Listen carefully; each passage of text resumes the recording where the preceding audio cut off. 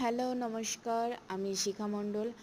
অনেক দিন পর আবার তোমাদের জন্য নিয়ে আসলাম ছোট্ট একটা ব্লগ, মিনি ব্লগ যাকে বলে। আমরা রবিবার দিন ঘুরতে গিয়েছিলাম বৌদ্ধ মন্দিরে। ফরেস্টটা দেখো, খুব সুন্দর না?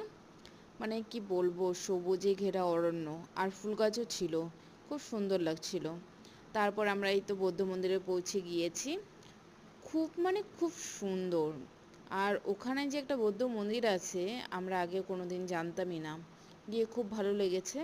এখানে ওরা পাঠ করে বৌদ্ধরা, তারপরে পড়াশোনা করে। আর মূর্তিটার কথা কি বলবো, ফটোতে ভিডিওতে যতটা না ভালো লেগেছে, সামনাসামনি আরও খুব ভালো ছিল। এ মা, আমি সোজা থেকে তো উল্টো হয়ে গেলাম কি করে জানি না। তারপর আমরা একটু আইসক্রিম খেলাম, গরম ছিল প্রচুর। এই তো আমরা বাড়ির জন্য আবার চলে যাচ্ছি একটু।